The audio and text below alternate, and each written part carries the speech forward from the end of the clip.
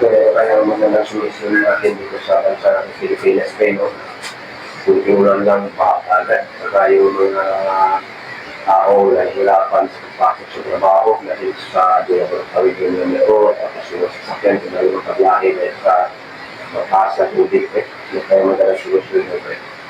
Madali lang solusyon ng pre.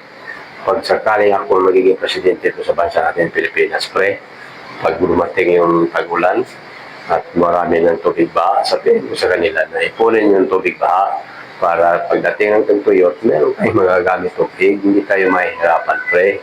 At saka, kung hindi nyo kayang pag-ipon ng tubig baha, tumawag na kayo sa dip-dip. Nandiyan na yung dip-dip sa paligid, kayo dip lang.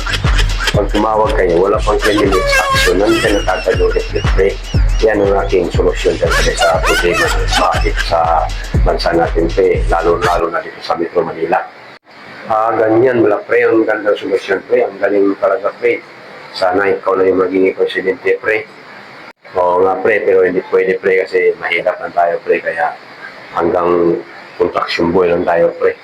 Pero pag ganyan talagang gagawin natin, pre, pag sakaling lumakas yung ulan, tsaka pre, kunin natin yung tubig back, pre. Hindi na tayo kaya kunin, pre, tumawag pre sa dip-dip. Nandiyan na yung dip-dip, pre, sa tabi-tabi.